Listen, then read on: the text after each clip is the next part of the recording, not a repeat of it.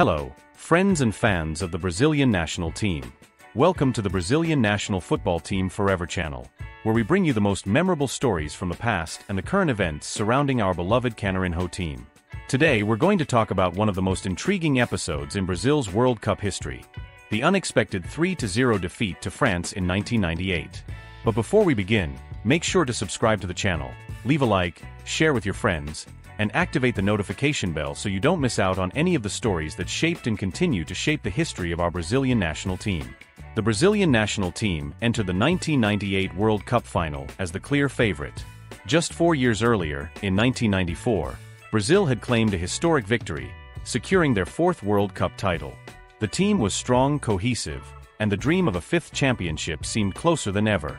Throughout the tournament, Brazil had played impressively, led by the brilliant performances of Ronaldo Fenômeno, the team's star player. The atmosphere surrounding the squad was perfect, and everything pointed toward another glorious victory. However, in the early hours of July 12, 1998, just hours before the final against France, something happened that would drastically alter the course of history. Ronaldo suffered a sudden health scare, with convulsions that shocked everyone around him. It was a frightening moment, and the team's medical staff quickly intervened.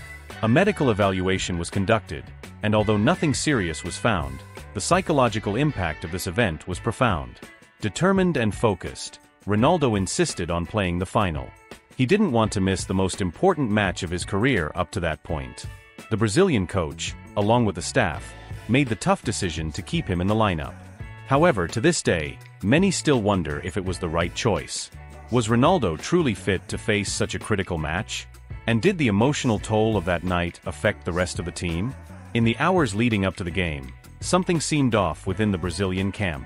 The confidence and tranquility that had characterized the team were now replaced by uncertainty and anxiety. The players had witnessed an intense moment with their star player, and many wonder if that incident weighed heavily on the minds of the entire squad.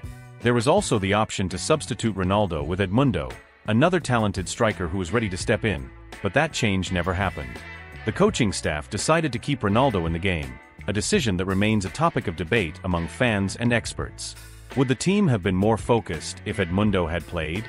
Could the tension have been lessened? These are questions that still linger in the collective memory of Brazilian football.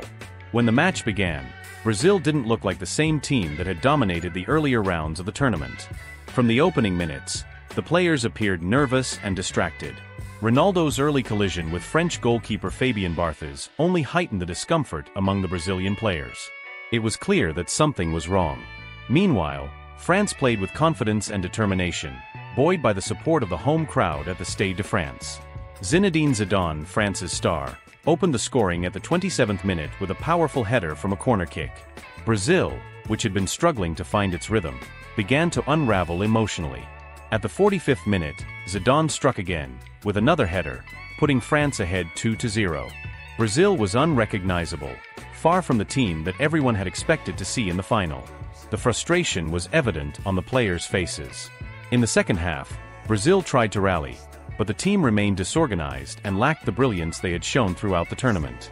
France's third goal, scored by Emmanuel Petit in the 48th minute of added time, was the final blow. Brazil, who had arrived at the final as the overwhelming favorite, left the field with a crushing 3-0 defeat, a result no one had anticipated. There is still much speculation about what really happened that day. Did Ronaldo's health scare in the early hours of the morning unsettle the entire team? Would the team have played differently if Edmundo had started instead of Ronaldo?